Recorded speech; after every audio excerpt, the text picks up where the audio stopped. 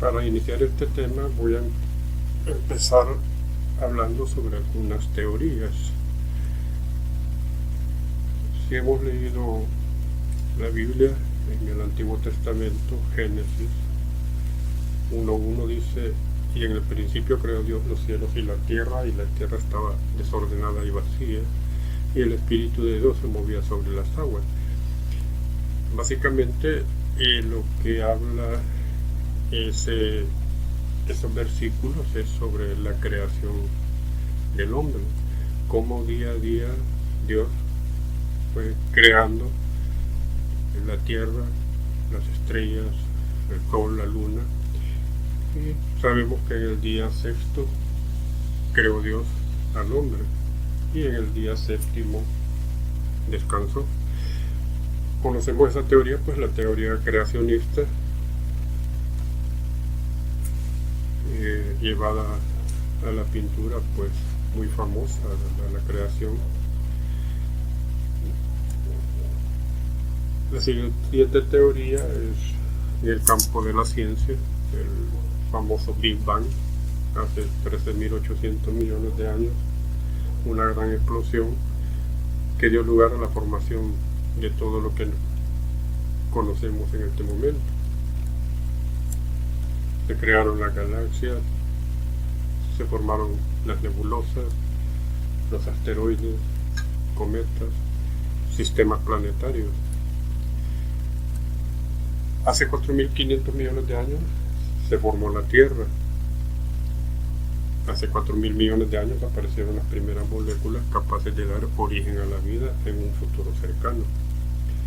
Y hace 3.800 millones de años aparecieron sistemas moleculares que interactuaban entre sí, algo parecido pues a las primeras células. En el recuadro de abajo vemos la evolución desde las primeras moléculas, ¿verdad?, hasta llegar al hombre. Esta pues es la teoría evolutiva, muy defendida pues por la mayoría de los científicos. No es idea entrar en polémica en cuál creerse, en la evolucionista o en la teoría de la creación. No es entrar en polémica, solo es de recordarlas o conocerlas. Sabemos entonces que la teoría de la evolución, a partir de las pequeñas proteínas, fueron uniéndose para formar los aminoácidos esenciales para la formación de las cadenas de DNA, y ahí prácticamente inicia la vida. Hasta este momento llegamos a los dinosaurios. Recordemos en el periodo Jurásico, Cretácico, en el Cretácico tardío, donde pues los grandes dinosaurios reinaban en la Tierra. Pero también sabemos que hace más o menos 66 millones de años un asteroide impactó con la Tierra, específicamente en la península de Yucatán, lo que ocasionó pues la quinta extinción masiva. Esta quinta extinción masiva pues llevó básicamente a la extinción de los dinosaurios. Estudios recientes demuestran que si eso no se hubiera dado, los dinosaurios hubieran reinado la Tierra por mucho tiempo, porque al contrario de que se pensaba que iban en decadencia, se ha demostrado de que no. Y entonces, en una película muy famosa, una frase muy bonita también: la vida siempre se abre camino, y entonces vuelve a formarse la vida, y hasta llegar pues al Homo sapiens. Este es un esqueleto encontrado en Addis Ababa, Etiopía, por un tal Donald Johanson, que le llamó Lucy. Es un esqueleto de un Australopithecus afarensis, y esta es la famosa Lucy reconstruida a partir de estos fragmentos aproximadamente 1.10 metros, 27 kilos, más o menos 20 años, mujer, al parecer ya había parido y que murió prácticamente también, se supone, pues por múltiple fractura, pensando que se cayó de un árbol. Tenemos entonces que los Australopithecus son los primeros homínidos, es decir, los que ya caminaban en dos pies, o sea, la bipedestación. Hace 3.5 millones de años, luego aparece el Homo habilis, luego el Homo erectus, hace 150.000 años el Homo neandertal, hasta llegar al Homo sapiens, que sería el Cro-Magnon, y luego el Homo sapiens sapiens, que sería el humano actual. Las dos teorías, la teoría de la creación y la teoría de la evolución. La siguiente teoría es la que habla sobre el cerebro triuno, 3 en 1. Una teoría planteada por Paul MacLean, que habla pues de que el cerebro en el humano es un rompecabezas, por decirlo así, formado por 3 piezas. En primer lugar, pues el cerebro reptiliano, que es el instintivo, el cerebro que está dispuesto siempre a la acción. Consiste pues lo que nosotros conocemos como el tallo cerebral y otros anexos por ahí que luego les voy a mencionar. Luego aparece el cerebro mamífero, donde además se suma la parte emocional, ¿verdad? Lo que es ahora y conocemos ahora como el sistema límbico. Y luego tenemos el cerebro humano, pues, consciente, racional, lógico, donde ya aparecen los hemisferios cerebrales bien desarrollados. Esa es entonces la teoría del cerebro triuno.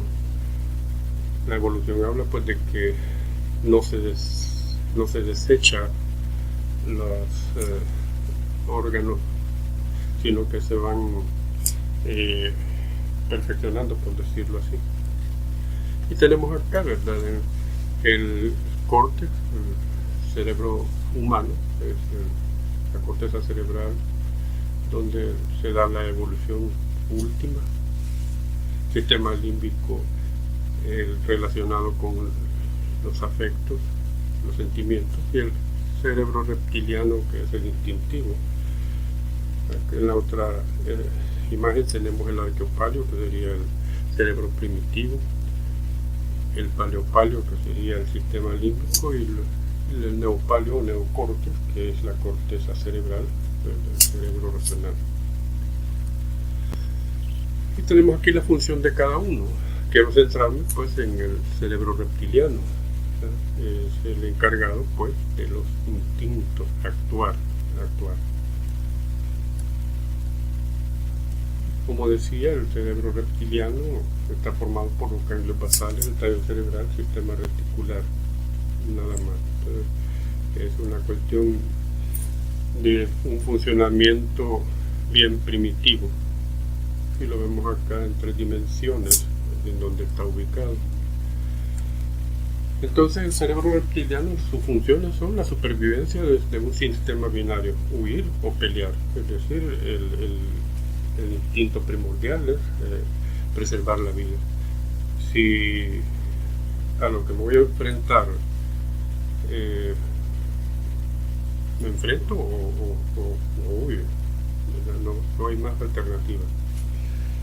Con muy poco o ningún proceso sentimental, yo quitaría ningún proceso sentimental. El cerebro reptiliano pues entonces es el control de la vida, el encargado del control de la vida instintiva. Además se encarga de autorregular el organismo. Ya en anatomía, la parte de fisiología, también vimos el funcionamiento del tallo cerebral y las estructuras que componen el cerebro reptiliano. En otras palabras, no está en capacidad de pensar ni de sentir. Su función simplemente es actuar. Dichas estas teorías, ¿verdad?, el tema que nos compete este día es la psicopatología de los instintos. ¿Qué son los instintos? Simplemente elementos fundamentales de nuestra vida psíquica están íntimamente ligados a la constitución biopsíquica individual, son congénitos y hereditarios, tendentes a nuestra conservación y a la continuidad de la especie. El objetivo fundamental de los instintos es conservar y preservar la especie. Otro concepto pues, son impulsos naturales que dirigen el comportamiento de la persona, ya hablando específicamente del ser humano. Es una conducta innata destinada a aumentar las posibilidades de sobrevivencia de la especie. Los instintos en el hombre son modificados por la experiencia y la razón individual, dando un tipo de respuesta retardada que se denomina pues, tendencias instintivas, lo que no ocurre con los animales. Entonces podemos decir que en el humano se llaman tendencias instintivas y en los animales simplemente instintos. Ahora, hay literaturas también que diferencian entre tendencias instintivas y necesidades vitales. Voy a hablar en general de instintos. ¿Cuáles son las características de los instintos? Pues innatas. Ya el nuevo ser nace con, no precisa de aprendizaje previo. Son fijos, tienen un lugar siguiendo pautas de comportamiento invariables y fijas. Son específicas y ocurren siempre ante determinados estímulos externos o internos y tienen un sentido de supervivencia para el sujeto o sus allegados. Como vuelvo a insistir, es la conservación y la preservación de la especie. Hay instintos primarios e instintos secundarios. Los instintos secundarios son lo que se le llaman necesidades vitales. Los instintos primarios en el caso del hombre son las tendencias instintivas. Entonces, pero en general los vamos a llamar como instintos. Entonces tenemos instintos primarios que son precisos para la vida. Estos, su transgresión nos lleva a la muerte. Entonces estos son precisos para la vida. ¿Qué características? Mantienen la homeostasis en la función de autoconservación. Son rígidos, no podemos flexibilizar, tampoco podemos cambiar, no son desplazados, y pues hay una escasa influencia de lo adquirido. Como decía anteriormente, en el ser humano se puede retardar y eso es lo que se le llama tendencia instintiva. ¿Cuáles son estos instintos primarios? El hambre, la sed, la respiración, la necesidad de evacuación, el esfínter vesical, interanal, el sueño y la defensa contra peligro. Esos instintos son primarios y son necesarios para la vida. No comemos, nos morimos, no tomamos agua, nos morimos, dejamos de respirar, nos morimos. El sueño, por ejemplo, ¿cuánto puede vivir una persona sin dormir? ¿Verdad? Nos morimos si pasamos días sin dormir. Y en la pirámide de necesidades de Maslow, pues nos pone en la base prácticamente las necesidades fisiológicas o básicas: alimentación, mantenimiento de la salud, la respiración, el descanso, es decir, el sueño, el sexo. Son necesidades que si no se cumplen no podemos aspirar a las otras necesidades. Estas son básicas, son fundamentales. Es decir, hasta Maslow le daba el valor, aunque él le llamaba necesidades fisiológicas, pero estamos hablando pues de los instintos.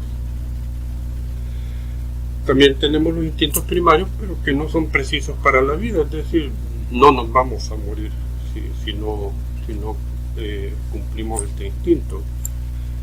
Son desplazables, es decir, pueden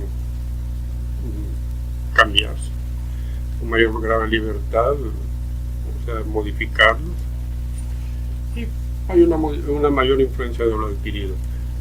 ¿Cuáles son esos instintos primarios que no son imperativos para la vida? La pulsión sexual, el sexo, la pulsión social, la pulsión del cuidado de la prole.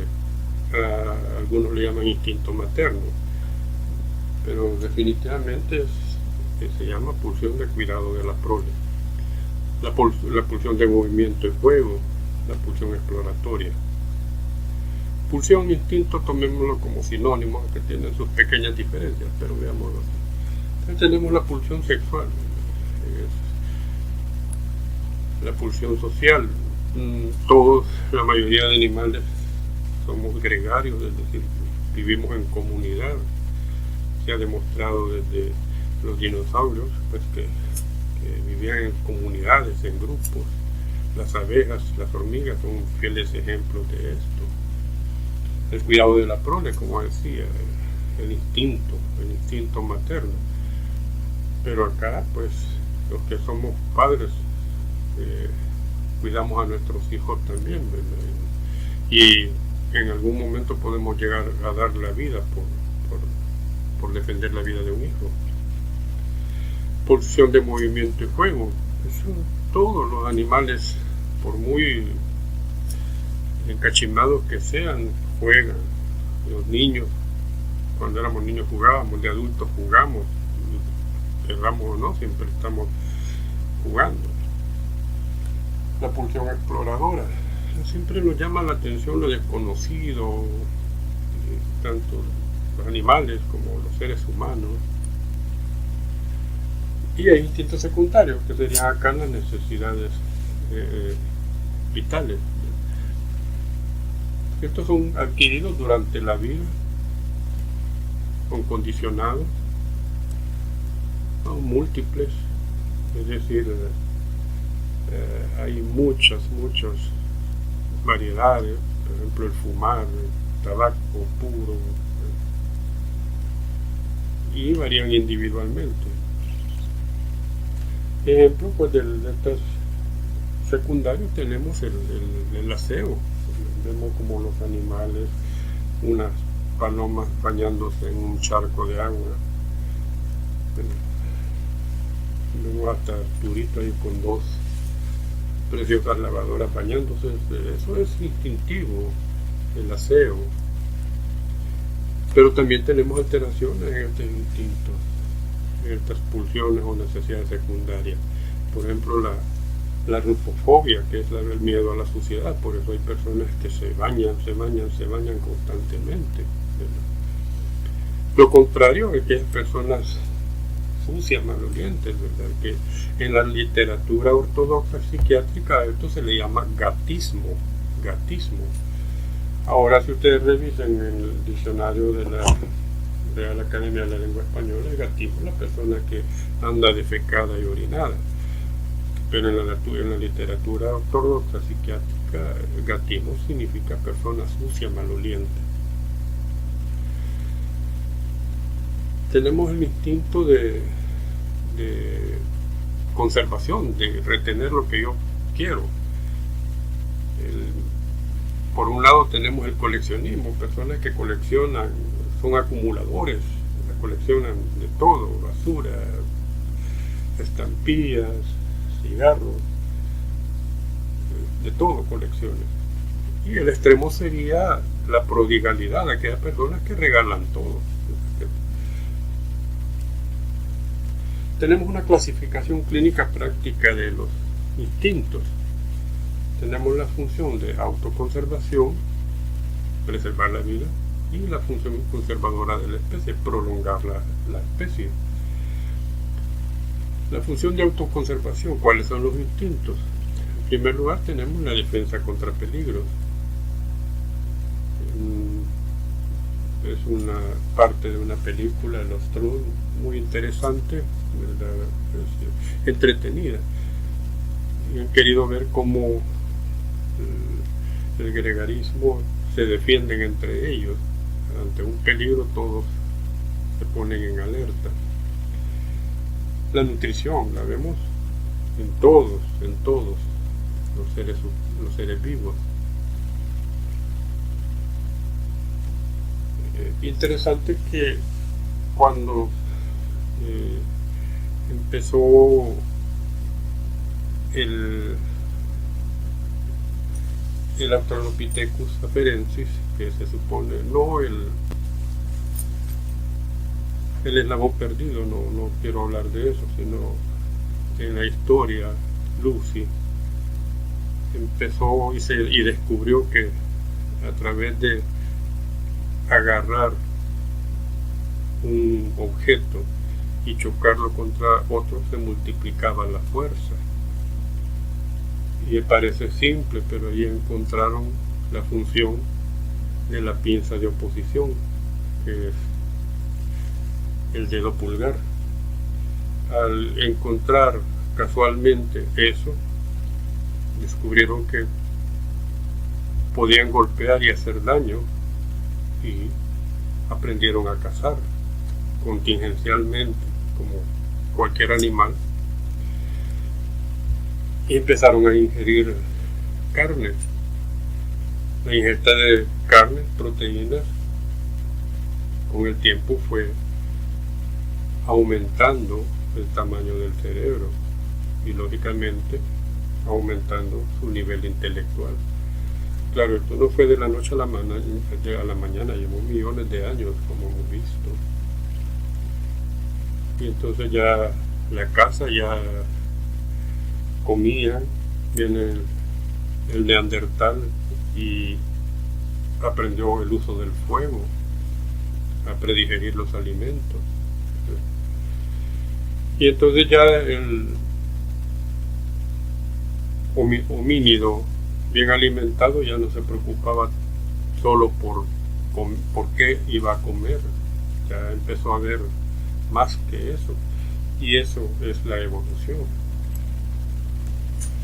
El otro instinto es el sueño, de conservación de la propia vida. Ahora, función conservadora de la especie, tenemos siempre el sexo. Para reproducir la especie, pues lógicamente a través del sexo. Lo vemos en los animales, los rituales que tienen los animales, todos, la mayoría de animales tienen rituales previos a la unión sexual. El hombre también, aquellas danzas exóticas, eróticas, no sé cómo llamarle, pero también nosotros lo hacemos, ¿verdad? Así que tratamos a través de la danza estimular el área sexual. El cuidado de la prole, como ya lo había dicho, desde las aves, mamíferos, una imagen muy impresionante. Y como decía, en el humano, el cuidado de la prole casi se refiere al instinto materno. La mamá puede dar su vida por defender un hijo. Es quizás la única situación en la que no me importa mi vida, sino la de mi hijo. Y lo hemos visto muchas veces, por ejemplo, en accidentes. La mamá lleva a su crío en sus brazos y el bus choca, la señora arropa bien al niño y expone ella su cuerpo para proteger la vida del niño. No protege su vida, sino que protege la vida del niño. Luego volvemos pues con la defensa contra peligros. En la defensa contra peligros tenemos la conservación de la propia vida y la agresividad.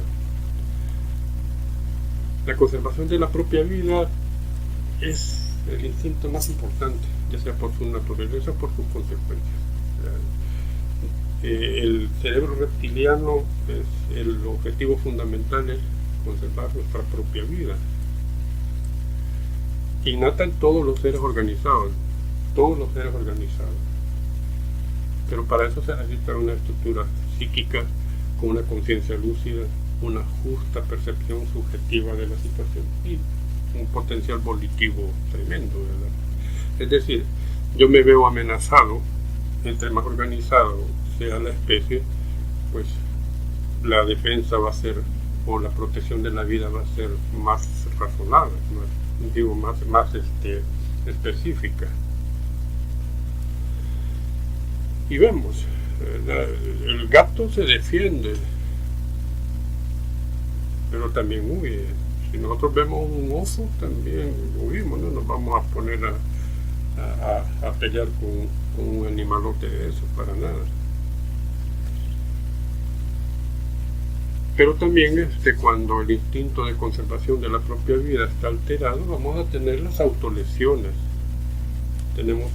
Esto es bien frecuente verlo en los adolescentes y aquellos aquellos pibitos que son de las modas estas emo, que se autolesionan, y por eso vamos a distinguirlos, no solo por la vestimenta, que andan de negro, sino que usan usualmente manga larga, y es para cubrir sus autolesiones. Muchos creerán de que, y incluso en el hospital psiquiátrico a veces se toma esto como una conducta suicida, ¿verdad? Y no, realmente no es con la intención de quitarse la vida. Cuando uno les pregunta a estos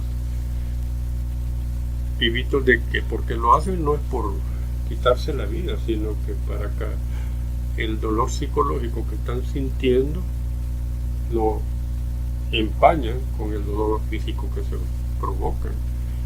No es con la idea de quitarse la vida.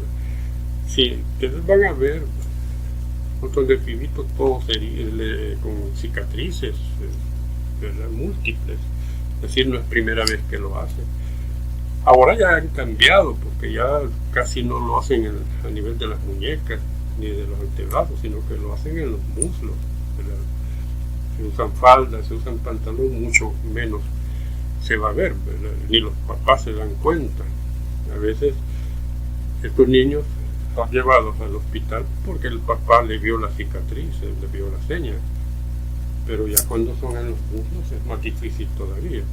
Pero las autolesiones no es con el objetivo de quitarse la vida, no, en ningún momento es una conducta suicida.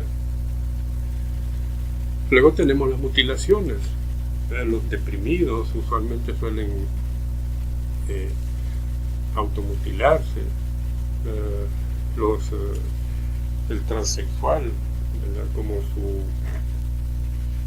su conducta sexual, o más bien su orientación sexual, es que en el cuerpo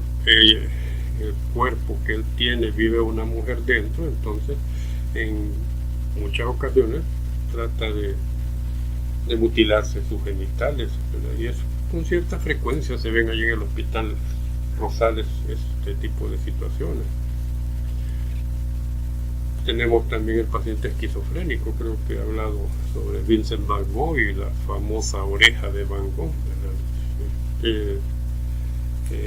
Pintor de las tierras bajas, esquizofrénico. En algún momento hubo alucinaciones auditivas que le decían quítate la oreja, y él lo hizo. Entonces uno de los autorretratos, que es el que tenemos acá, aparece con un vendaje. Es el extraño mundo de valores de la esquizofrenia.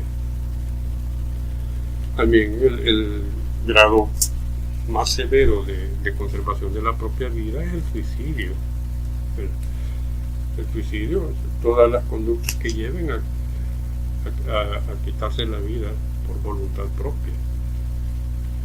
Entonces hay aproximadamente 26 tipos de suicidio, dependiendo de... Esta es una tarea entonces que ustedes investiguen cada uno de ellos, ¿verdad? Los tipos de suicidio según las motivaciones: llamada de atención o grito de ayuda, con finalidad de muerte, como huida, finalista, por venganza, de balance. Por ejemplo, el primero, llamada de atención o grito de ayuda. Muchas veces nosotros tomamos a broma cuando un compañero nos dice que lo tomamos a broma, que nos dice que se quiere quitar la vida, y uno le dice, no, estás loco, no. O no le hacemos caso. Realmente cuando una persona suicida expresa a un compañero, a su amigo, ese es el llamado, el grito de ayuda que le está dando, le está diciendo ayúdame, me quiero matar. Y a veces nosotros con actitudes juguetonas simplemente no le hacemos caso. A los días nos damos cuenta que el pibito se quitó la vida, pues se murió. Entonces, cuando ustedes se topen con este tipo de situaciones, busquen ayuda. Tal vez ustedes no están en la capacidad en este momento de ofrecerla, o sea, de una manera estructurada, pero preocúpense por él. No van a salir, te voy a dar 2 matarratas para que te mueras de una vez. No, buscarle ayuda, porque la persona que expresa, a quien le expresa que se quiere quitar la vida, a él directamente le está pidiendo ayuda, y hay que dársela, no hay que darle la espalda. Como ejemplo, por llamar la atención, tipos de suicidio según modalidad o método: causas blandas, duras, extrañas, enmascaradas. Investíguenlas según el nivel de regulación e integración social: egoísta, altruista, anómico, fatalista. Según la presencia de planificación previa, para ser accidental, reflexivo, intencional o premeditado, o impulsivo. Alguien de repente llegó, cuando fueron los terremotos en las colinas, en el 2001 en las colinas, que hubo ese deslave, hubo un aumento de suicidios en esa población, porque la gente llegó y vio su casa destruida, y tomó la decisión sin pensarlo de quitarse la vida. Eso se le llama pues impulsivo. Según los resultados: autoagresión no suicida, intento o tentativa de suicidio, suicidio consumado, aquel que se murió, frustrado cuando llega algún metido de los cuerpos de seguridad o de los cuerpos de socorro y lo alcanzaron a bajar de la viga que se había colgado. Según la implicación de otras personas, colectivo o en masa. Hace mucho tiempo hubieron suicidios en masa, por ejemplo en Waco, Texas, en Guyana, hubieron suicidios en masa, inducidos pues por pastores, una secta japonesa. Está la famosa eutanasia, ¿verdad? O suicidio asistido. Investíguenlos todos esos tipos de suicidios. Entonces, en el instinto de conservación de la propia vida, el máximo grado, decía, es el suicidio, pero por otro lado también está la agresividad. La agresividad es normal en todos nosotros, bien dirigida, pero en sus extremos, pues la agresividad en su máxima expresión hacia los objetos se llama destructividad. Es cuando la persona en un estado de ira rompe, quiebra todo. Y cuando es dirigido hacia los hombres, hacia las personas, pues se llama homicidio. Entonces el máximo grado de agresividad, que pues, veamos, iniciemos. Agresividad puede ser verbal o física. Verbal puede ser la famosa coprolalia, ¿verdad? O hablar en tono alto, gritar y decir barbaridades. Y la agresividad física, en su máxima expresión hacia las cosas, es destructividad, y en su máxima expresión hacia los humanos es el homicidio. Tenemos el instinto de nutrición. Entonces, el instinto de nutrición, tenemos el hambre, el apetito y la sed. En algunas discusiones hemos tratado de corregir algunos conceptos, ¿verdad? Por ejemplo, el hambre y apetito, ¿cuál es la diferencia?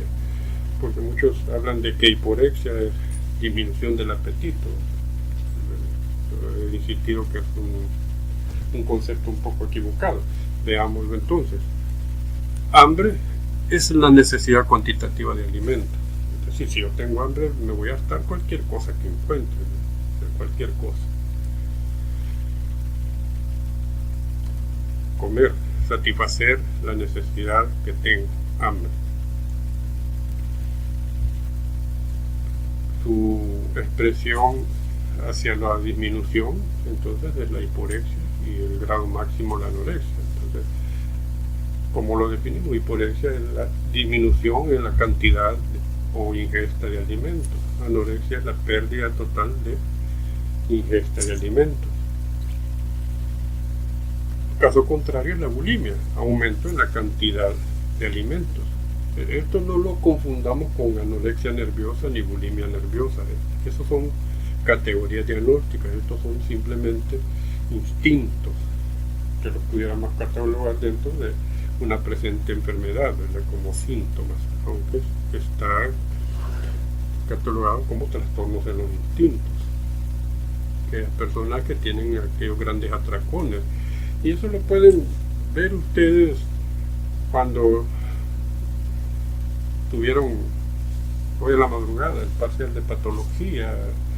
Me imagino que toda la noche pasaron comiendo churros, papitas, tomando café, y lo que menos hicieron fue estudiar, lo que más hicieron fue hartarse.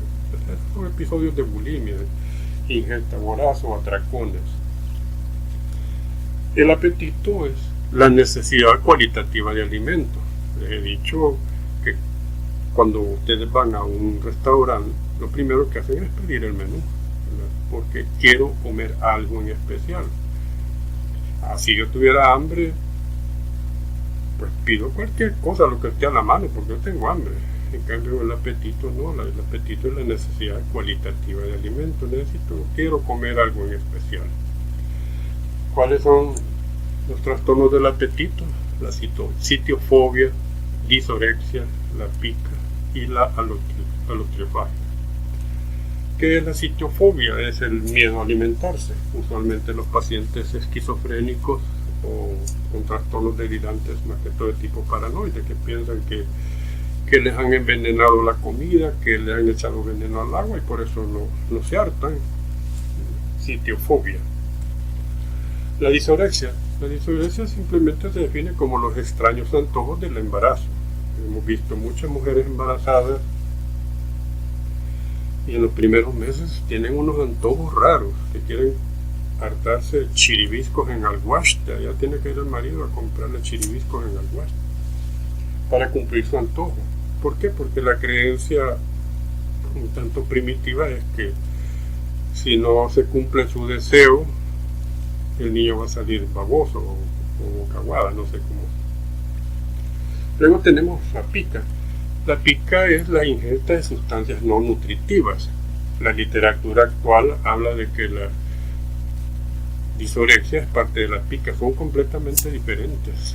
La disorexia es comer antojos. Ahora, si dentro de los antojos se le ocurre comer tierra, entonces ya es pica, ¿verdad? Pero son bien diferentes. La pica es ingesta de sustancias no nutritivas. La más frecuente es el niño que come tierra, pero también hay casos en que comen pelos. Cuando uno llega a una casa y ve un gran hoyo en la pared, que el niño se está hartando los ladrillos. Pudiera no tener mucha significación, pero sí, por ejemplo, las paredes están pintadas, la pintura es a base de plomo, entonces el niño se puede intoxicar con plomo. Si el niño come tierra puede adquirir parásitos, ¿verdad? Si el niño se come los pelos puede hacer una obstrucción intestinal por un tumor de pelos, ¿verdad? Entonces, no digo un mascón de pelos, no tumor, un mascón de pelos. Entonces sí, ya puede tener complicaciones bien serias. Y tenemos la alotriofagia.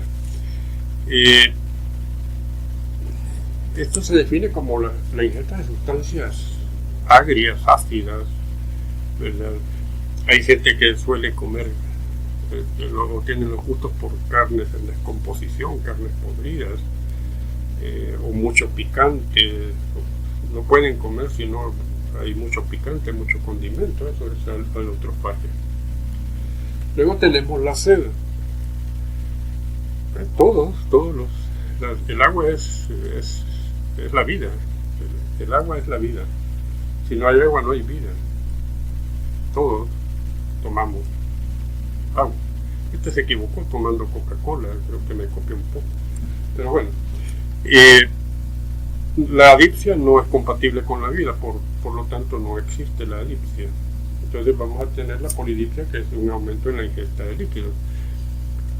La polidipsia se pueden dar dos formas: la dipsomanía, dipso, sed, manía, locura. Entonces se traduce así del griego. Entonces significa consumir grandes cantidades de bebidas. La literatura ortodoxa dice bebidas alcohólicas o no. Ahora la literatura dice solo bebidas alcohólicas, por eso a un tipo de alcohólico le llaman dipsómano.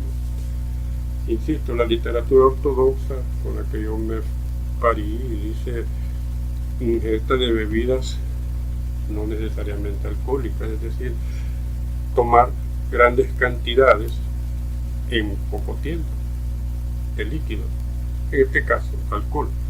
Estos son aquellos que toman grandes cantidades, se embriagan y pasan otro periodo sin tomar. Esa es la dipsomanía. Luego tenemos la potomanía. Poto, agua, monía, locura, ¿verdad? Locura por el agua. Es simplemente aquellos que tienen una actitud lúdica hacia el beber, ¿no? Tomar agua. Hasta la última gota disfrutan tomando agua. Esa es la potomanía, tomando siempre cantidades de agua. El sueño, otro instinto, conservación de la propia vida, ¿verdad? Es un proceso vital cíclico, complejo y activo, compuesto por varias fases y que posee una estructura o arquitectura interna característica. Estoy hablando del electroencefalograma, con interrelaciones con diversos sistemas hormonales y nerviosos. El sueño tiene dos partes, por decirlo así: el sueño no-MOR, el no movimientos oculares rápidos, o REM, como quieran, que tiene 4 fases: el sueño superficial, la fase 1 y la fase 2, 5%, 50%, el sueño profundo, que sería la fase 3, el 10%, la fase 4, el 15%. Y tenemos el sueño MOR, movimientos oculares rápidos. Es aquí donde se da la verdadera actividad onírica, es decir, soñar. En el sueño MOR entonces es donde se dan los sueños y equivale al 20% del sueño total. Como vemos, el sueño superficial, la fase 2, es la que más tiempo lleva. Es decir, cuando nos acostamos empezamos a dormirnos, esa es la fase 1, el 5%, un poco más profundo, y el fase 2, 50%, luego llegamos al sueño profundo, fase 3, fase 4, y luego pasamos al sueño MOR. El sueño no MOR, ¿cuál es la importancia? En primer lugar, nos ayuda a restaurar los tejidos del cuerpo, representa un papel en el proceso de crecimiento. Por eso es que los niños crecen más cuando están dormidos, ¿verdad? Porque se estimula la hormona del crecimiento. Además sirve para conservar la energía del día, mantiene la temperatura corporal un poco baja. Entonces tenemos los estadios del sueño no MOR, transición entre el estado de alerta y sueño, cuando nos estamos quedando dormidos. Luego el sueño semiprofundo, que equivale a fase 2, sueño profundo, y el muy profundo, 3 y 4. El sueño muy profundo, estamos completamente fondeados.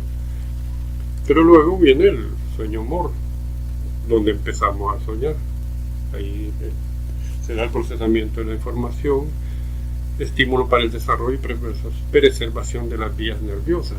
Entonces lo vemos en este esquema. En mi pantalla tengo azul el sueño no MOR y en verde el sueño MOR. Como vemos, en un lapso de 7 u 8 horas se dan más o menos 4 ciclos del sueño. Entonces significa que soñamos, tenemos entre 4 y 5 sueños por noche.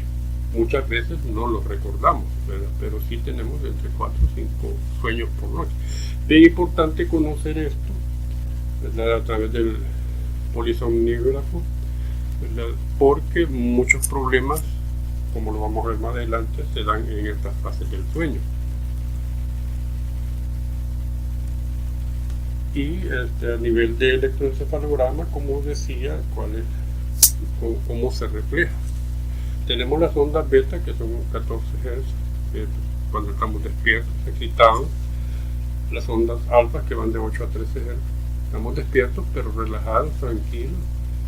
las ondas teta que van de 4 a 7 Hz, un sueño ligero, y las ondas delta.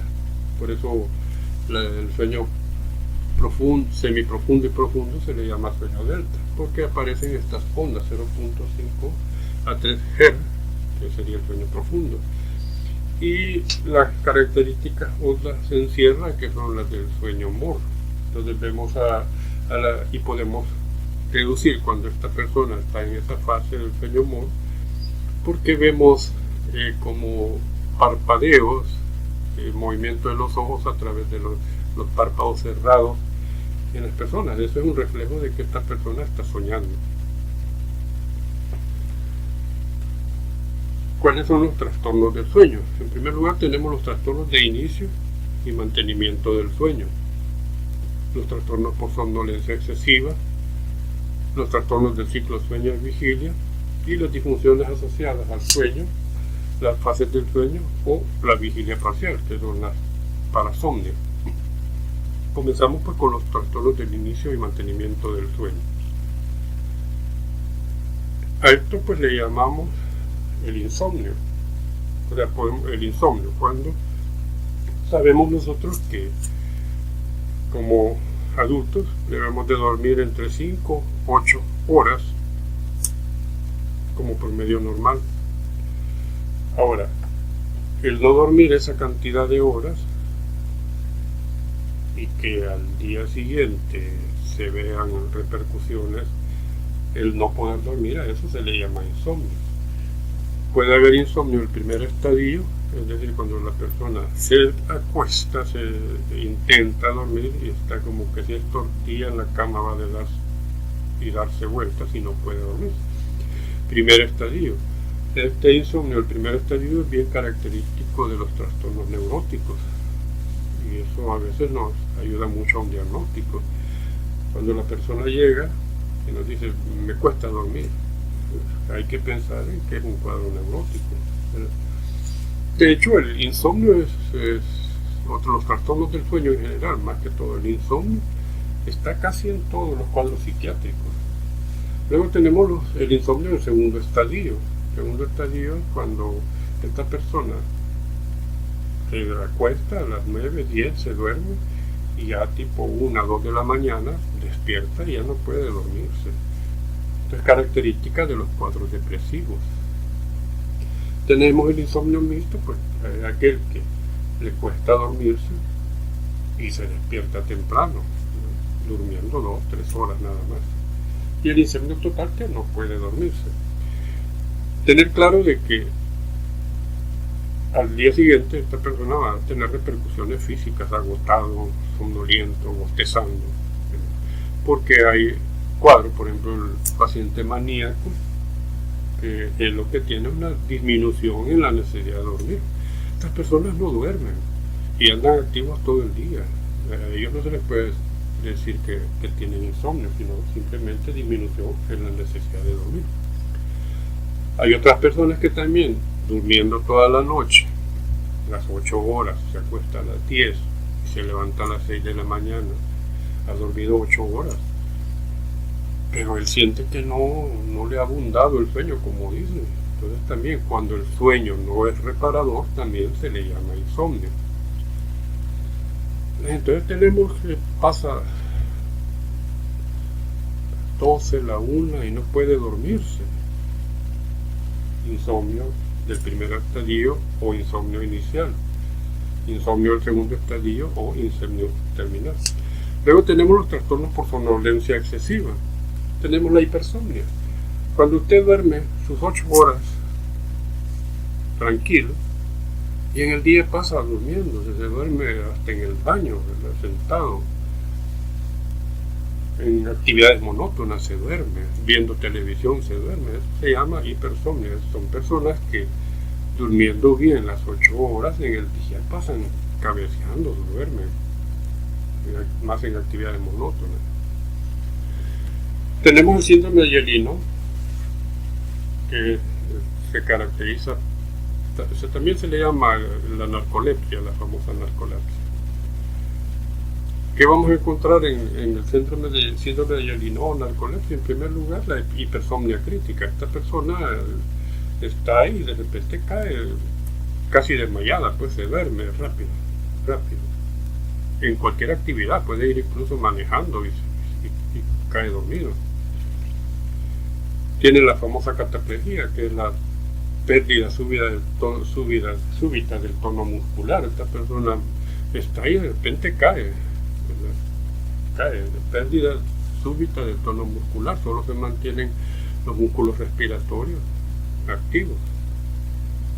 Así como comienza, así termina, o sea, rápidamente. Tenemos también la parálisis del sueño. Creo que a la mayoría de nosotros en algún momento nos ha dado esto, que estamos dormidos y despertamos y no nos podemos mover, no podemos gritar, no podemos hacer nada. Y nos entra cierta desesperación, pero aquí está la explicación de lo que es la parálisis del sueño. Cuando uno está en sueño profundo, el cerebro bloquea los músculos del cuerpo para evitar pues que estemos mal de movernos, porque eso hace también que no conciliemos completamente el sueño. Cuando despertamos, el cerebro se atrasa y no quita el candado de esos músculos, y por eso sentimos la parálisis. Cuando el cerebro nuevamente se activa, entonces nos libera. Una cuestión que no es de preocuparse, pero realmente quienes hemos vivido esa situación sí nos sentimos preocupados, que no nos podemos mover y no podemos gritar, no podemos hacer nada, pero sí estamos conscientes.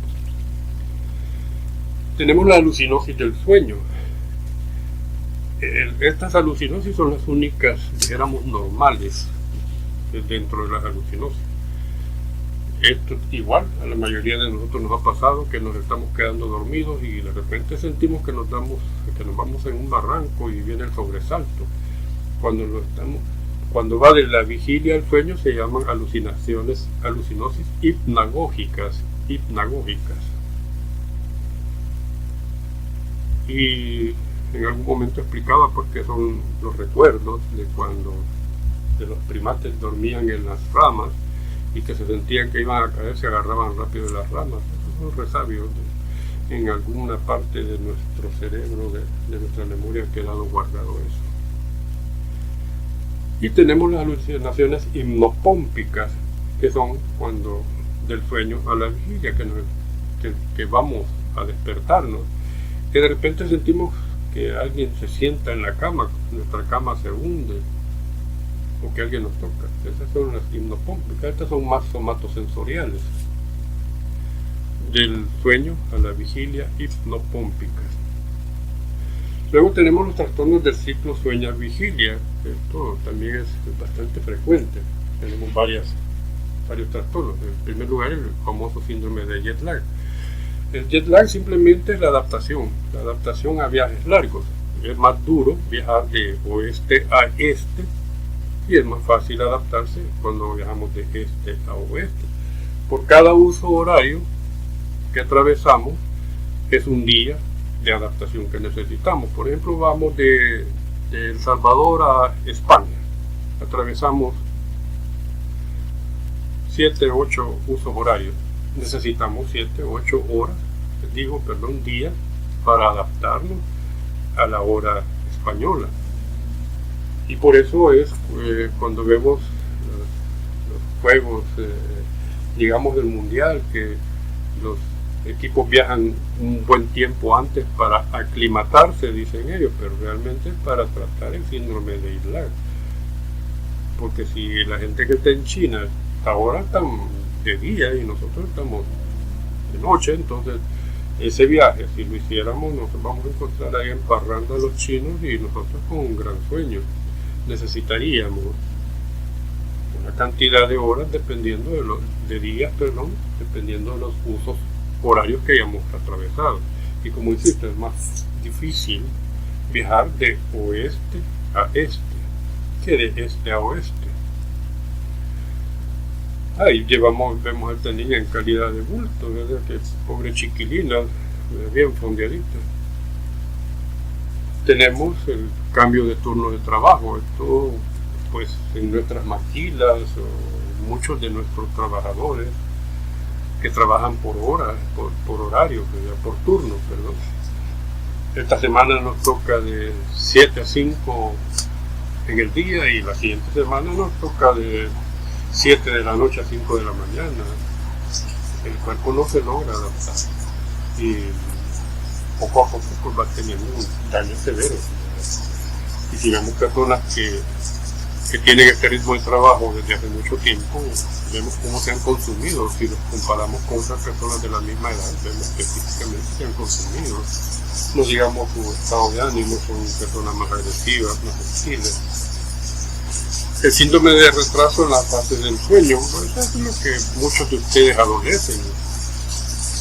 Aunque en la gráfica se habla de un adelanto en la fase del sueño, hay personas que se acuestan a las 6 de la tarde, a las 4 de la mañana andan fregando, porque duermen sus 8 horas. Pero algunos de ustedes pues tienen este síndrome de retraso en la fase del sueño, se acuestan a las 2, 3 de la mañana y se levantan a las 11. A las 11 de la madrugada. Entonces, sí han dormido las 8 horas, pero su fase se ha retrasado. También esto no es, dijéramos, tan saludable. Tenemos luego las parasomnias, disfunciones asociadas al sueño, las fases del sueño o la vigilia parcial. En primer lugar, el sonambulismo. El sonambulismo son despertares precoces, ¿verdad? Donde realizamos actividades simples o complejas. Muchas veces solo nos sentamos en la cama y nos volvemos a acostar.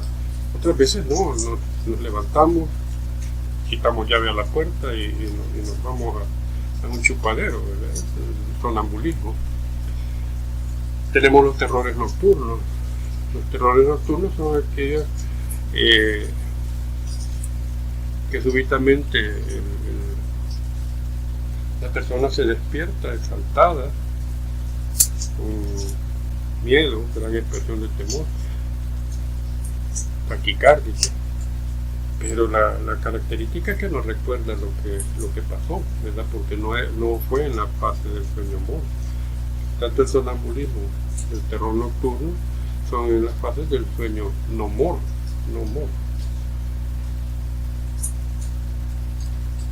Lo mismo la enuresis, el orinarse en la noche. Usualmente el niño se orina dormido y en las primeras fases del sueño.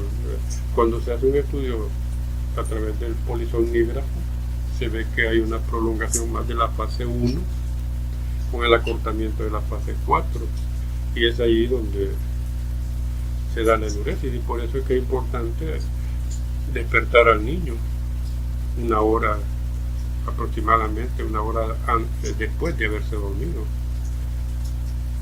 y así se evita la enuresis.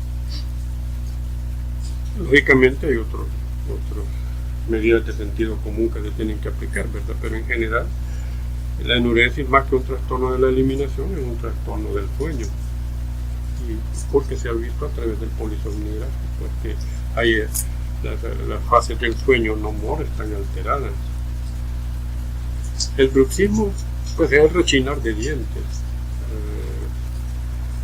que se debe pues el movimientos involuntarios de los músculos maceteros, ¿verdad? Lo que genera fricción en las piezas dentarias y lo que usualmente ocasiona pues un desgaste. Es un ruido bastante molesto de las personas que lo padecen, pudiendo rechinar los dientes. Lo que se ha sugerido en este tipo de trastornos es poner protectores, ¿verdad?, dentales para evitar el roce, aunque el tratamiento específico es diferente. Luego tenemos las pesadillas. Las pesadillas son específicas del sueño MOR, del movimiento ocular rápido. Por eso es que las recordamos. Cuando tenemos pesadillas, si no nos levantamos agitados, taquicárdicos como el terror nocturno, pero sí recordamos. Y usualmente son escenas terroríficas, que sí, las recordamos con temor, ¿verdad? Pero no con aquel reflejo vagal que ocasionan los terrores nocturnos. Y por último, pues vamos a el segundo tema, que era la sexualidad, ¿verdad? Aunque la hemos tocado un poco así superficial, pero tratando de unir los dos temas, aunque el sexo sigue siendo un instinto, pero en el humano el sexo tiene, además de componente instintivo, el placer, y que pues la mayoría de nosotros buscamos el sexo como placer, no como instinto. El instinto es conservar la especie. Ninguno de nosotros buscamos el sexo para darle continuidad a la especie, sino que para disfrutarlo. Entonces tenemos ahí que van a haber una serie de conceptos, son bastante teoría, pero luego veremos unas partes prácticas. El instinto sexual consiste en la necesidad de buscar el sexo para perpetuarse por medio de la procreación y mantener la especie. El instinto sexual es simplemente eso. Vemos los animales como la gente popularmente dice andan en brama, ¿verdad? Las hembras no son los machos, sino que son las hembras las que segregan las famosas feromonas, el tipo de hormonas que indican al macho que está preparada para embarazarse, para preñarse. Entonces por eso vemos los gatos, vemos los perros, que son los animales domésticos más cercanos que tenemos, y buscan el sexo solo para perpetuar, para procrear. La vida sexual, que es el conjunto de procesos somáticos, psíquicos y sociales sobre cuya base y por medio de las cuales se satisface el deseo sexual. El rol sexual es el conjunto de manifestaciones de una persona para expresar o afirmar su condición masculina o femenina. Nos vestimos como hombres, se visten como mujeres. El homosexual puede transvestirse o no, ¿verdad? Una persona se puede identificar con su propio sexo, pero adoptar indumentaria u otras exterioridades del sexo opuesto. Es el transvestista no fetichista. La conducta sexual humana tiene condicionamientos culturales, sociales, legales y éticos, y esto pues da lugar a que las definiciones sobre lo que es normal o anormal sean difíciles de precisar. Antes la homosexualidad era catalogada como anormal, las nuevas reglas pues dicen que no. Entonces esto cambia con el tiempo dependiendo de la cultura, la religión, la sociedad, todo eso. Otros conceptos, ¿verdad? Sexo, conjunto de características biológicas que definen el espectro de los seres humanos como hembras o como machos. Género es la suma de valores, actitudes, papeles, prácticas o características culturales basadas en el sexo. También refleja las relaciones de poder entre el hombre y la mujer. Y la identidad de género es el grado en que cada persona se identifica como masculino o femenino o alguna combinación de ambos, en el marco de referencia interno, construido a través del tiempo, que permite a los individuos organizar un autoconcepto y comportarse socialmente en relación a la percepción de su propio sexo o género. Esto es percepción, nada más. Orientación sexual es la organización específica del erotismo y el vínculo emocional de un individuo en relación al género de la pareja involucrada en la actividad sexual, es decir, hacia dónde va dirigida la actividad sexual. Orientación sexual, o es homosexual, o es heterosexual, o es bisexual, o es asexual. Erotismo es la capacidad humana de experimentar las respuestas subjetivas que evocan los fenómenos físicos percibidos como el deseo sexual, la excitación, orgasmo, y que por lo general se identifican como placer sexual. La actividad sexual es una expresión conductual de la sexualidad, donde el componente erótico de la sexualidad es lo más evidente. El vínculo afectivo es la capacidad humana de establecer lazos con otros seres humanos que se construyen y mantienen mediante las emociones. El amor representa una clase de vínculo afectivo. Sexualidad humana, el concepto según la OMS, es el sistema de múltiples niveles que va desde lo biológico hasta lo cultural y cuya función diversa está primordialmente dirigida a ciertos fines: el placer, lo que decía, la reproducción, el afecto, la comunicación, recreación y de intercambios sociales. Entonces La sexualidad humana, quitando la parte reproductiva, que es la meramente instintiva, tiene esas funciones, el placer, también como comunicación. Uno fue estudiante o aún en la vida profesional, uno sale a despabilarse, como decimos, a una salida, un viaje, 1 o 2 días, y va con un grupo de amigas. El calor de la situación termina uno teniendo sexo con una amiga, pues, y es lo que usualmente le llaman amigas con derecho o amigos con derecho, sin ningún compromiso ni nada, simplemente recreación. Salud sexual es la integración de los elementos somáticos, emocionales, intelectuales y sociales del ser sexual, que sean positivamente enriquecedores y que potencien la personalidad, la comunicación y el amor. Sexualidad y cultura. Los conceptos de conducta sexual normal o anormal, ya lo habíamos dicho, evolucionan continuamente en la historia, en todas las sociedades y culturas. Los grandes avances científicos han generado importantes cambios ideológicos y prácticos en materia sexual. La penicilina, la píldora y el Viagra, parece. Pero al descubrirse la penicilina, pues ya no hubo tanto riesgo de enfermar severamente, por ejemplo, de sífilis. Ya había un tratamiento para las enfermedades de transmisión sexual en aquel momento. La píldora, bueno, a veces uno temeroso por no dejar embarazada a la amiga, no hay sexo, pues. Entonces la píldora vino a generar muchos cambios. Y el Viagra para muchas personas que ya de cierta edad, pues, que se les dificulta la erección, pues esto vino a ayudarles mucho, y todo esto pues ha cambiado la percepción de la sexualidad. Tenemos también que determinación y diferenciación sexual. Tenemos los tipos de sexo: cromosómico, gonadal, somático, acinal, civil y legal, y psicológico. Veamos el cromosómico.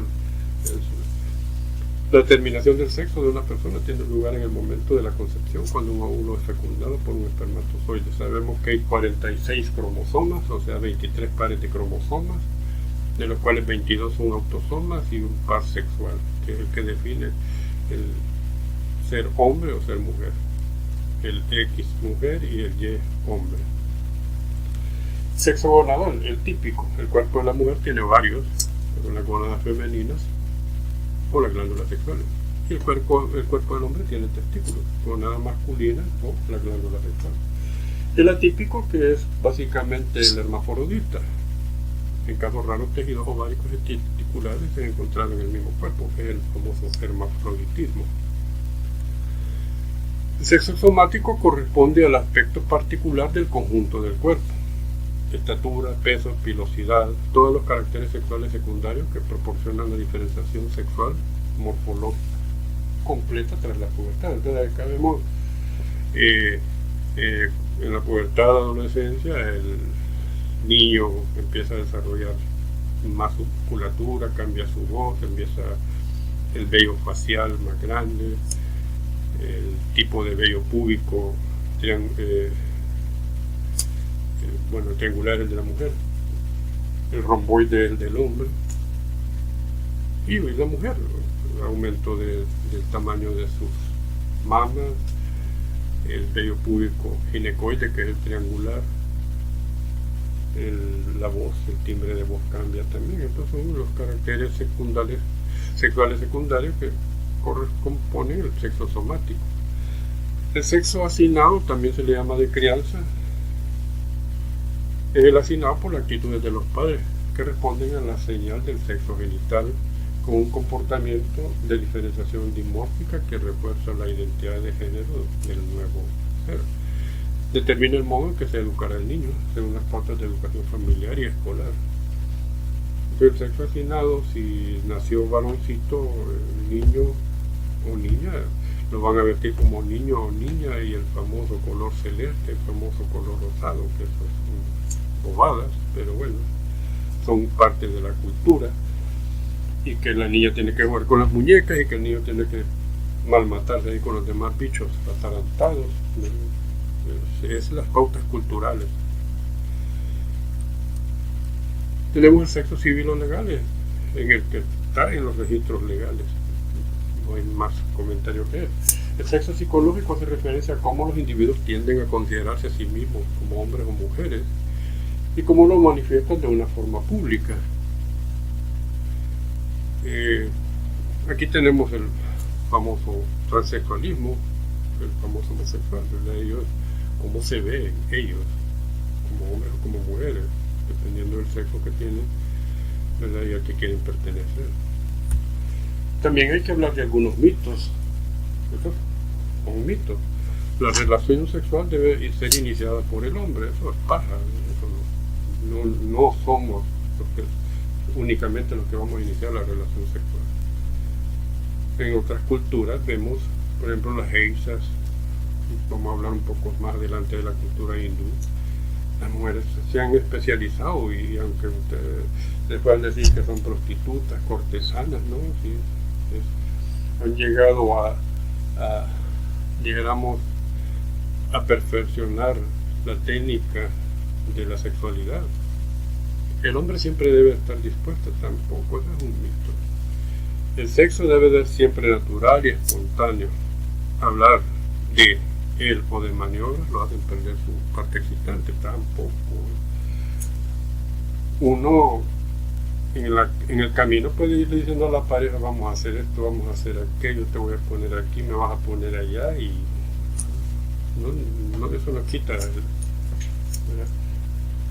En la intimidad del cuarto uno puede hacer todo y decir todo lo que uno quiere. Todo contacto físico debe terminar en un acto sexual, tampoco es cierto. Uno puede estar con su pareja en el cine, en un restaurante, dándose sus caricias, sus besos, sus abrazos, y no significa que se van a ir detrás de un matocho, para nada, para satisfacer su necesidad sexual, para nada. Todo esto son mitos. Master y Johnson, en la década de los años 60, investigaron por primera vez en un laboratorio los procesos biológicos de la sexualidad, elaborando el famoso informe de Master y Johnson. Ya se habían hecho estudios antes de la sexualidad, pero ellos como pareja fueron los que más se involucraron, ¿verdad? Y llegaron pues en este informe famoso de Master y Johnson. Y lo que ellos proponen, pues, la respuesta sexual humana. Son los cambios que se producen en las personas, tanto a nivel psicológico como biológico, cuando se sienten motivadas sexualmente. Se produce a lo largo de nuestra vida y varía con la edad, la persona, la situación y los estímulos que la provocan. Tenemos la respuesta sexual humana en el hombre. Vemos que la respuesta sexual humana, Master y Johnson hablaban de tres fases: excitación, meseta, orgasmo y resolución, perdón, son cuatro: resolución. Y se agregó una quinta, que es la del inicio, el deseo. Entonces son deseo, excitación, meseta, orgasmo y resolución. En el hombre, entonces, nosotros tenemos solo una curva que comienza con el deseo. Ya vamos a hablar sobre eso. Sigue la excitación, la meseta, llega al orgasmo, que es la máxima culminación de la relación sexual, cuando el hombre eyacula, y luego viene la fase de resolución. En la fase de resolución hay un periodo que se llama periodo refractario. En este periodo refractario el hombre no puede volver a excitarse, es decir, volver a tener una erección tan pronto. Va a depender de la edad, que así va a ser el periodo refractario. Ya una persona de 45 o 50 años ya necesita por lo menos 2 días y tomando un par de vasos de ensur para volver a agarrar, a recargarse. Normalmente son entre 20 y 30 minutos, ¿verdad? Que no puede uno volver a tener una erección, es decir, tener una segunda relación sexual. Por eso que aquellos que dicen que tuve 3 seguidos, los mentirosos más grandes, son los mentirosos más grandes. Entonces, esta es la curva normal: deseo, excitación, meseta, orgasmo y resolución. En el hombre, el periodo refractario 20 minutos, dependiendo de la edad. Este tiempo se va prolongando, puede ser más largo, que necesite pues la persona más tiempo para volver a estimularse, es decir, volver a tener una erección y tener otra relación sexual. Insisto, es paja aquel que dice que hice 3 seguidos. Mentira, mentira. En cambio, la mujer tiene 3 curvas. 3 curvas. La primera curva siempre deseo, excitación, meseta, orgasmo. Y esta la mujer, en la primera curva vemos, llega a la excitación, meseta, y tiene múltiples orgasmos, la que le llaman multiorgásmica. Hay mujeres que tienen un solo orgasmo, no es problema. Hay mujeres que tienen múltiples orgasmos, 2, 3, 4, 5, 6. Se sacó la lotería si tiene esa cantidad de orgasmos. Hay mujeres que no alcanzan un orgasmo. Un buen porcentaje de mujeres nunca llegan a un orgasmo, pero sí, eso no significa que no haya placer en ellas. Entonces tienen, como por decir así, orgasmitos. Siempre es placentero, siempre es placentero. Entonces hay orgasmitos. En la mujer no hay periodo refractario, lógicamente. Y la última curva es aquellas mujeres que deseo, excitación, meseta, orgasmo, y en 2 minutos ya se ha dado la consumación del hecho. Entonces, esas son las curvas de la sexualidad humana normal. Veámoslo teóricamente. Deseo es la apetencia de placer, ¿verdad? Tenemos como pareja ganas de tener sexo. Esta parte es bien importante, aunque Mater y Johnson no la contemplaron, pero como decía, luego se agregó, porque es una parte bien importante, el deseo, las ganas de tener sexo, llegar, uno viene a trabajar, la mujer puede estar o no deseosa, pero esto a veces es el principal fallo en las parejas, que el sexo se vuelve una cuestión tan mecánica que nos acostamos, sexo y ya estuvo, y eso es todas las noches o cada cierto tiempo, depende cómo la pareja se ha acostumbrado.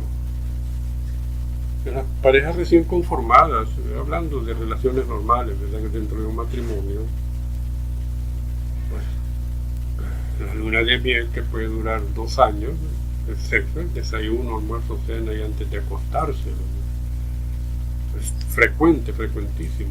Pero con el tiempo se van distanciando, y en general se habla pues de que la mayoría de parejas, ya después de 2-3 años de establecidas, tienen sexo 2 veces a la semana, 2 veces al mes. Ellos deciden cuándo, y así se sienten bien, así se han acomodado. Hay, por ejemplo, culturas, ciertas tribus africanas, los mexicanos, que se la llevan de grandes machos, y ustedes ven la frecuencia, hay unas curvas por ahí, no las traigo, pero comparan el sexo en los diferentes países. México, que se llevan los grandes machos y ahí salen tomados, el tal Pedro Infante, que más cara de bolos tiene, pero las estadísticas ahí señalan de que el mexicano tiene sexo 1 vez al mes con su pareja. No sé si estamos hablando de matrimonio, si afuera se consigue otra vieja mondonguda, bueno, está bien, pero con la novia, con la esposa, 1 vez al mes. Y se han encontrado tribus africanas que tienen 10-15 años de estar emparentados, emparejados, ahí tienen sexo 2 veces al día. Es una gran diferencia, pero eso es cultural. Luego viene la fase de excitación. Aquí vemos los cambios que se van dando en los genitales o en general en el cuerpo. Empezamos con la mujer. El deseo significa prepararse para una relación sexual, una buena cena, un vino, unas candelitas y todo romántico, música romántica, nada de Marito Rivera, música romántica, tranquila. Eso llega el marido y ya se frota las manos, pues le tocó ganando. Entonces ya en la excitación comienza la lubricación vaginal, eso en 10-30 segundos. La lubricación vaginal se debe principalmente a un exudado vaginal, del ultrasudado, del plasma. Hay engrosamiento de los labios menores, perdón, y de las paredes vaginales. Hay una expansión de los 2/3 superiores de la vagina y elevación del cuello y del cuerpo uterino, tumescencia del clítoris. Esos son los cambios que se dan en la excitación en la mujer. En el hombre, ¿cuáles son los cambios? Erección peniana, que va de 3 a 8 segundos, 10, cada persona, dependiendo también de la edad. Una persona mayor necesita su buen rato de estimulación para alcanzar la erección total. Hay engrosamiento, aplanamiento y elevación del saco escrotal, aumento del volumen y elevación testicular. Eso en las fases de excitación. En la fase de excitación también hay ciertos puntos. No hemos oído hablar del punto G, ¿verdad? Pero en la mujer hay más puntos que el punto G. Está el punto U, el punto A, el punto K, el punto K. También para estimular cada uno de estos puntos hay diferentes posiciones. Ya voy a hablar un poco de eso en otro momento. Porque para estimular el punto K, por ejemplo, hay una posición donde la penetración debe ser más profunda porque está casi llegando al cuello del útero. El punto G, que es el más común, ¿verdad? Que a veces con estimulación digital uno puede hacerlo. Entonces decimos que para alcanzar una máxima excitación podemos estimular como la imaginación nos debe, la oral, digital, como querramos. En el sexo, cuando es consentido por la pareja, se vale de todo. También en el hombre tenemos puntos G, hay básicamente 8 puntos.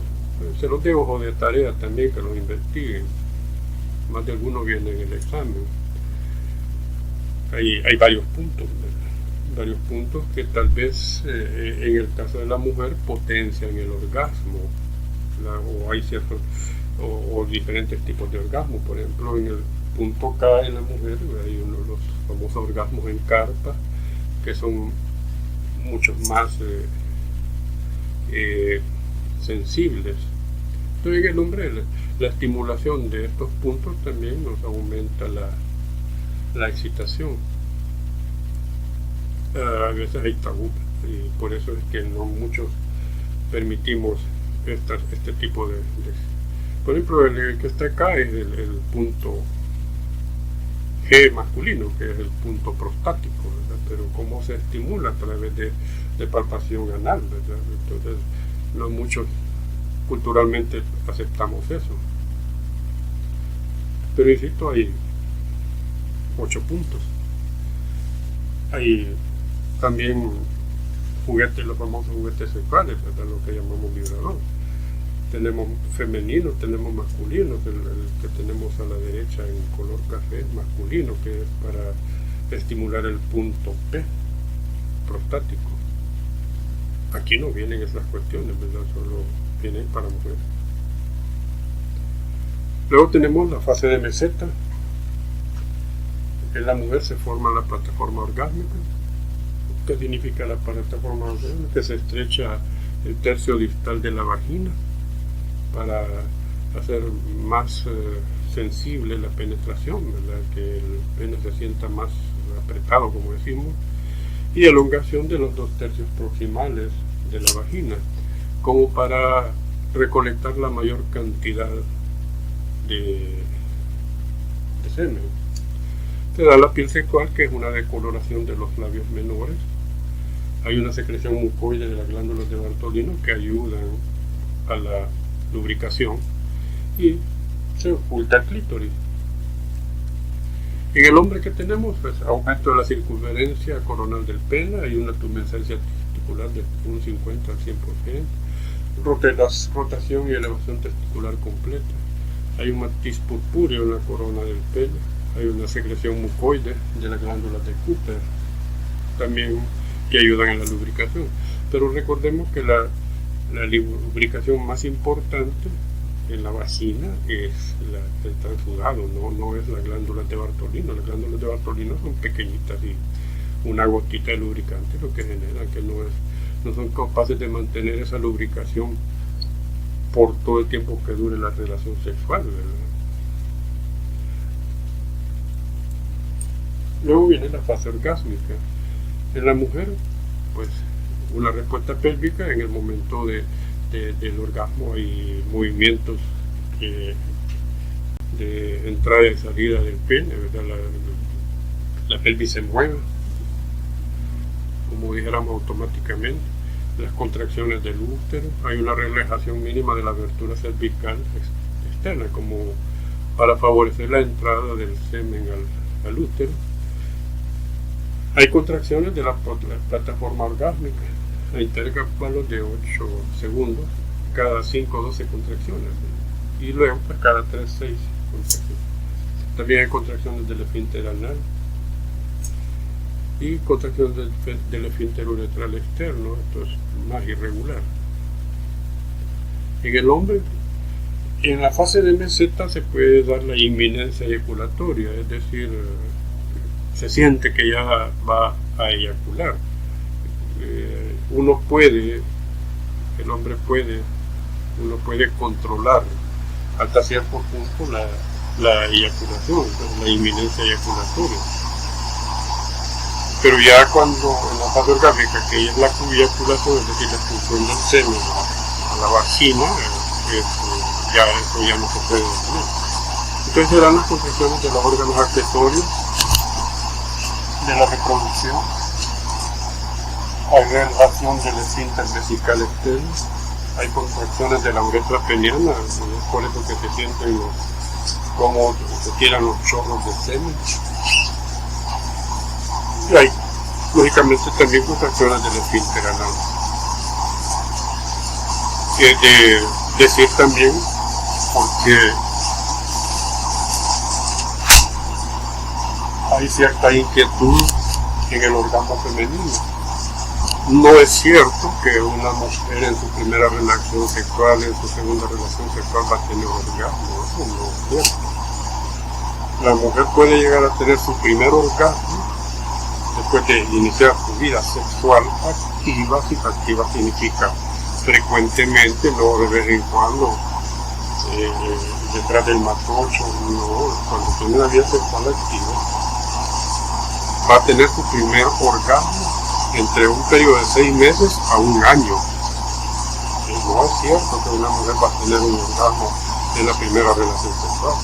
De hecho, la primera relación sexual, si el hombre no tiene experiencia, para la mujer va a ser bastante traumante la relación sexual, pues, porque la ruptura del himen puede ser tremendamente dolorosa y tanto la dilatación de la vagina puede ser dolorosa.